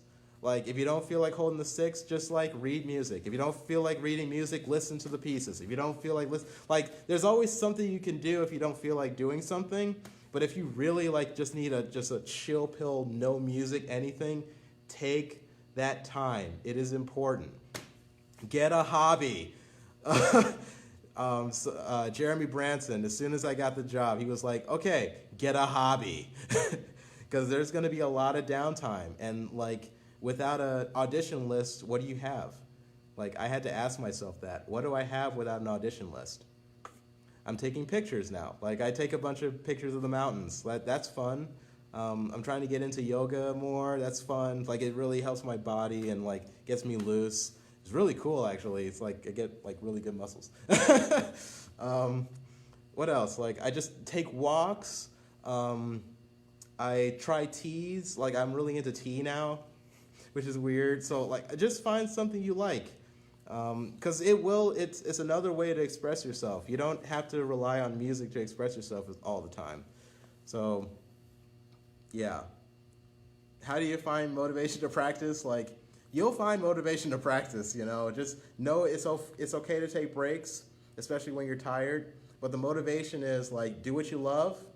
And, like, especially when it gets to crunch time, like, if you feel like, oh, man, I don't know if I can do this, like, I listen to motivational tapes to fire me up. Like, dude, you got this. Like, go for it. Like, I don't think I can do this. Like, man, you work so hard. You're a good worker. You have great skills. You have good instincts. You're musical. You love this. Go for it.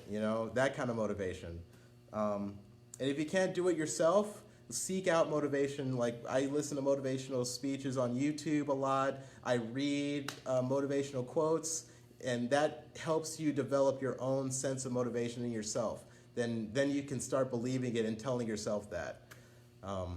So I still have motivation problems and self-esteem problems to this day. And I still like go to YouTube and listen to motivational tapes, or go to my girlfriend or my friends, especially nowadays with this health crisis that I'm going through. Like, I'm still happy that I feel happy playing this drum. I want to be able to still play the drums while I'm on this medication and stuff, Like, I don't want to, I want to at least move my hands. I want to move my hands. Okay, so maybe I'll have another story when I start going to the doctors again. Yeah, no problem. Ah, man, okay. I think it's been like an hour and a half. Anybody have any other questions? I just talked about motivation. Oof. Especially, yeah, I feel like I'll have more stories about that because I'm going to be going through a lot in the next couple weeks with this whole hospital thing. So, wish me luck. But yeah, having a really good support system and staying around supportive people, they don't always have to be positive. That's something else I had to learn. supportive people. They don't always have to be positive, which is a hard thing. It's a weird thing to say too, because you can be constructive criticism and just, being able to have friends who can tell you like it is and still have your back, things like that. Wow, it's really important. So it doesn't always have to be positive, and don't always expect it to be positive. That was another thing I had to learn. Adjusting college year. Oh, dude. Okay. That's a good question. I'm gonna raise this up so I don't have to keep bending over. Okay. Adjusting to college year, freshman year. Let's see. I think for me, it was I think it was easy just because I think going into college, you need to know that the teachers you will have may not necessarily do the same things that your old teachers did. So you need to be open as possible, also within reason, to whatever the new teachers give you. So I know in my case, my teachers slang, we are a West Coast version of percussion playing. There's like West Coast kind of drumming and East Coast kind of drumming, and it's based on that's all based on different symphony halls in those two places. So in certain halls they have to play a certain way, and that's the East Coast way because those halls call for that kind of playing. West Coast they play in a certain way because those halls call for a certain playing. Generally speaking, that's kind of a history thing. So going into college auditions, certain places kind of gravitated towards a certain style just based on those technical abilities. So for me personally, going from my teachers to college wasn't a big change because we did the same basic techniques. And they had a similar style of teaching, same goals, like everything was basically the same. But, sometimes that's not the case. Going into certain schools, the way they did the audition process for my freshman year was a little weird and felt kind of strange and not a good fit on both sides, probably. So you want to have that awareness of like, okay, I want a new experience, but I also want to feel comfortable where I am. So, obviously you're not going to have the same experiences as you had with your old teachers, but you want to have a certain level of comfort. Like, does the way the person tells me how to do this jive? Like, can I understand them? Can I respond really easy? Do they seem not friendly? Well, I guess friendly, approachable. Are their directions clear, understandable? Are they, am I responding well? Those kind of things. And not trying to be like, oh, I'm stuck on what Mr. blah, blah, blah, blah said, or Miss blah, blah, blah, blah said this, and I'll just do what she said, Just be open to new ideas and new ways of thinking and new ways of playing. Also, still maintaining what you learned, but also knowing that that may change based on new information, or may further solidify what you learned your previous years before college. So I know in some circumstances, if a certain teacher told me to do a certain technique that I knew was bad for me, I would just update it based on what my old teachers told me to do a similar thing. So like one teacher would say, somebody would say, I won't say who said it, but one person said like a pressed roll was a white knuckle grip, which means, because I'm not white, it means like you have like whiter knuckles as you squeeze, there. So that's what a white knuckle grip is. I didn't know what that was. So I know tension's bad, so in order to do a similar thing, I just did a technical mumbo jumbo and did the roll, and they were like, oh yeah, that sound. Like, okay. I won't say who it was. Somebody probably already knows, but yeah. So yeah, that I would say stay super open, but also aware of what's good and what's bad based on what they say, but be open to those ideas changing or updating based on new information. okay? Because you don't want to just do things blindly.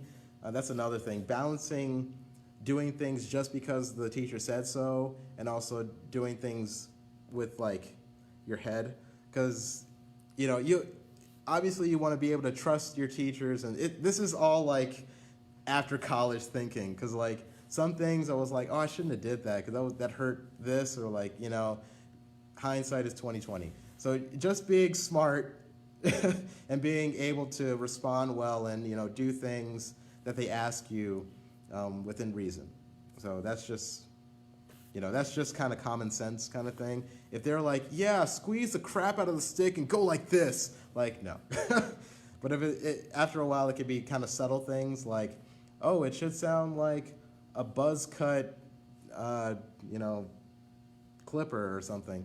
I don't know. You get the idea. Any other questions? You want me to do any other excerpts? I know it's been a long time, actually. I don't think I've done a class this long. It's almost 2 hours. That's kind of cool. Yeah, no problem. So I did Shasti 11, Shasti 10. I didn't do Capriccio. I'm sorry. They probably already left. You can look on Black Swamp backwards. They just posted all the excerpt videos that I did for them in November. Yeah, it was like all those videos we taped on one day. So we started at like 10 a.m. and then ended at like 3. So it was like a short day, but we did a lot in that time. It was a lot of fun. Any other questions? Let's see. Make sure I got everybody. I'm sorry I didn't do Capriccio Espanol, but the Black Swamp did post my video about it. So YouTube, and join or subscribe to their channel and all that jazz. You can get all the videos. Let's see. I think I got everybody's question before that. Yeah. Oh, how do you balance playing musically with being aware of your technique? Okay. I think I forget who told me this, but Jojo Mayer. There's a video of him teaching a master class, and one of the guys asks this same question. He's like, how did you get to this technique, and blah, blah, blah, blah. And Jojo was like, I don't really have a technique, like, I don't think about technique. I think about music. I think about a paradiddle has always been a musical phrase to me. It's always been do do do do do do do. It hasn't been like right left right left left right left. So as much information as we keep taking in with students, teachers, books, videos, master classes, clinics, at the end of the day, we have to kind of forget that and just play, which is hard because we like having a system and control of what we do. We like knowing that Kiichi is da da da da da da da da da da da da. We don't really necessarily think of Kiichi like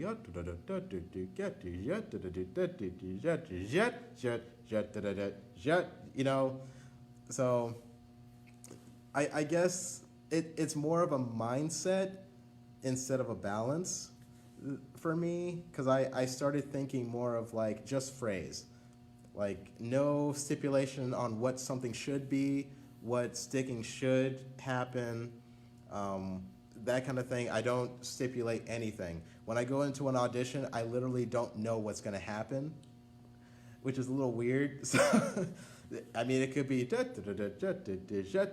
it could be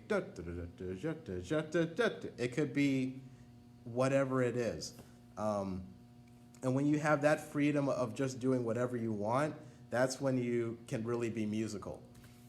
Aside from that, when you want to do musical things and you can't, that's when you know when to work on the technique. If there's a technique you need to do what you want, that's when you start dealing with, okay, my right hand can't do this sticking. I need to practice doing that sticking, and then I'll be able to do the thing I want. Not the other way around. Although for some people it is the other way around. For me, that's how I learned. I learned all the techniques I could. I was a technique hoarder. And then at the end of the day, I was like, okay, I think I am good. I think I have all the techniques I need. Now let me just focus on just playing whatever I want. When you have that freedom, that's when your technical facility is solid. Okay? Cool? I hope that answers the question. I think my entire focus is on being musical, and then if I can't do something musically, I work on the technique to do it. So for me, I just hoarded technique to be able to do whatever I wanted. So I guess I still went the same route. I wanted to do something, so I learned all the things, and then I did the thing. And I wanted to do something else, so I learned all the things, do the same thing. So yeah, that's the way I went about balancing my musical ideas with the technical ideas.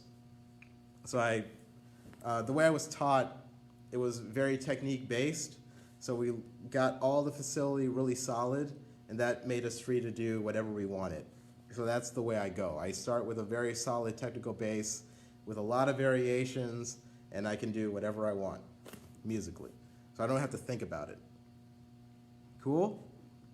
So musicality. Don't just focus on technique. Musicality. And even when you're working on technique, be musical in your technical facility work. Because the same thing, it's like da da da da da da da da da da da. Don't just go da da da da da da da da da. Like if you're gonna do that, go da da da da da da da da da. You know, like be musical. Have an emotional context with it at all times, and that'll inform your playing, so you don't have to add it later. If you practice doing, or you practice it. You don't have to add it later. Just practice, you have da da da da da da, or you're just doing this. Practice going, or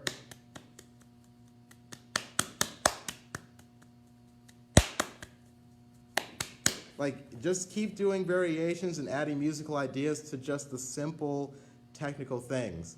And then you don't have to add it later. You've already done it. Like, same thing. If you do da ba da ba da ba da ba da ba da ba da ba da ba da ba da ba da ba da, you're all ready for Schumann 3. Da ba da da da da da. It's just a snippet of what you da ba da ba da ba da ba da ba da ba da da da ba da. Just take a snippet of that and put it into Schumann 3. Da ba da ba da da ba da ba da ba da. You've already done it. So that's what I do. I just play pad and just jam out to music. Doing paradiddles, singles, doubles, triples, flams, triplets, like just playing around with music, and then I just play the piece. It's kind of taking a violin approach where they just learn rep and just learn the instrument, and then excerpts aren't a thing. They just learn all the pieces they learn the instrument. They just learn how to do the thing right. And then excerpts are just snippets of that. They know how to do this. They don't have to learn. They don't have to tune every note because they've already played the piece. Same thing. Our tuning, to me, is our motion. If we work on the motions in the technique work, we don't have to worry about doing a downstroke before a piano section because we've already done that. It just comes naturally. So learning how to let go and letting your work come out. And improvisation is a really good way of doing that and letting that happen. So I would play pad to music all the time, and I still do. So yeah, I hope that answered the question. It's like a long, drawn-out thing. Any others? I think it's been 2 hours. I think I'll stop in 7 minutes because it'll be a 2-hour mark, and yeah. Yeah. Any other questions? I'll stop in 7. So, you want me to play anything or questions about playing or anything at all? I think this will be the last one for a while, just because I'm going to be out of commission and I'm going to have no hair and all that stuff. So I wanted to do one last. Tomorrow will be xylophone one more time, because I like xylophone. It probably won't be as long because I've done like a lot of xylophone ones already, so it'll probably be short, like 40 minutes. That's short. But yeah, any last words, questions, comments, concerns? anything, requests, anything at all. Let me just make sure I got everybody's. Yeah, JoJo is the man. I love his stuff. I answered that one. And anything else? I think that might be it. Motivation to practice, talked about that. Improving single drags, talked about that. Awareness agency, 9-roll. Okay, that might be it. I think. Sweet. I guess last words. I won't say last words because I plan on staying around here. Let's see. This is great. Thanks. Again, my drum. I love this drum. It's a solid shell, cherry wood, black swamp, sound art strainer. It's great. I always wanted a drum that could take anything I wanted to throw at it, and this can definitely do that. My last drum came pretty close, but like the loud end would always choke when I needed to go further out. So it was like, I had to lighten up the stroke a little bit, but this one can take everything. So I love this thing. It's my baby. Speaking of, I only bring one drum to auditions. I only bring one drum. Because I can play soft and I can play loud. I'm sure a lot of other people. I know when I went to National and what was that other one? Cincinnati. I saw some people with one drum too, so I didn't feel so alone. Because everybody else was bringing like 3 or 4 drums. I mean, that's fine. Like, do what you do. Like, do what sounds good. If you got a drum that can do everything, that's great. Less luggage. Me, I didn't have enough money for bags, so I just had to bring one drum, which means I had to learn how to play soft as a pancake and as loud as a 6.5. So I had to do it. Any good marimba books for if you can find.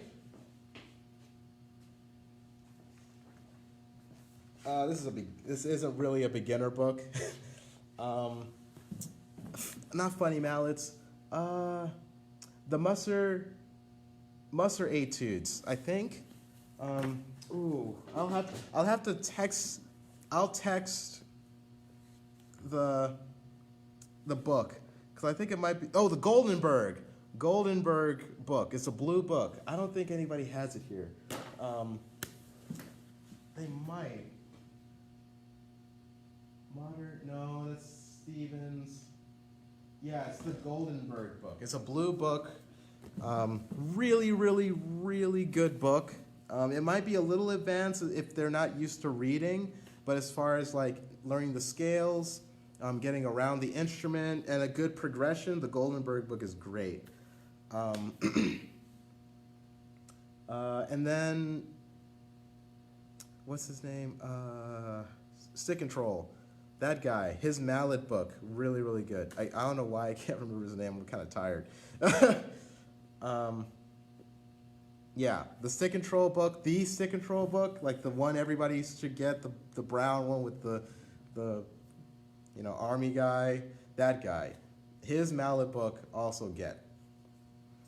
And pieces, let's see. Well, the Goldenberg book has etudes. So the pieces come as you progress. So, I mean, they have small pieces, but they don't consider them etudes yet. So as they progress, the etudes get longer and longer. So that's a good progression for those people. George Hamilton Green, his mallet book, also a good book. It might also be a little difficult quickly, so, cater it to the student. But his exercises are really good, and the small little solos are cute and jazzy, so those are cool. Yeah, I haven't taught beginners in a while, so I'm kind of rusty on those. Um, like I miss teaching actually. That's why I do these. 'Cause I miss teaching a lot. Okay, any others? Any other questions? We got 1 minute. uh, yeah, this is like a 2 hour. I didn't know it was gonna be this long. I'm gonna try to put this on YouTube. I don't know with like limitations and stuff. Um, no problem. Yeah, if I have to split it, I'll split it up. But I try to put these on YouTube the same day. So yeah, I'll put this on YouTube, and I just like ranting, answering questions and stuff. So yeah. But yeah, I'll stop so I can go take a nap. And thanks for everybody who watched this and joined. I hope I get to do this again soon. I'll be out for a while. But tomorrow will be xylophone, so if anybody has any other requests, pieces or otherwise, just put it on my profile post status. Yeah, again, I'm going to be out for a while, just in the hospital a lot. So please send me good thoughts and things. But I wanted to do one more live stream. Tomorrow will be xylophone. But this will be the last snare drum for a while. I'm hoping hopefully it's not as bad as people say it is, but they say to be prepared, so I'm getting prepared. So yeah. I guess that's it. I'll try to post this on YouTube. I might have to split it up because of, I don't know, timing. Because this is 2 hours, so. Yeah, but thanks again for everybody who watched. If you have any other questions, I should still be able to answer questions while I'm in bed. So, but you know, if I don't respond, you know, don't be offended. I'm just resting and trying to, you know, survive. Okay. Thanks again for watching, guys. I'll talk to you guys soon, and thanks for watching. I really appreciate it, and this is really fun for me. So, you know, I'm glad you guys enjoy it or don't enjoy it. You know, I'm just glad people watch. So, all right, take care, everybody. I'll see you soon.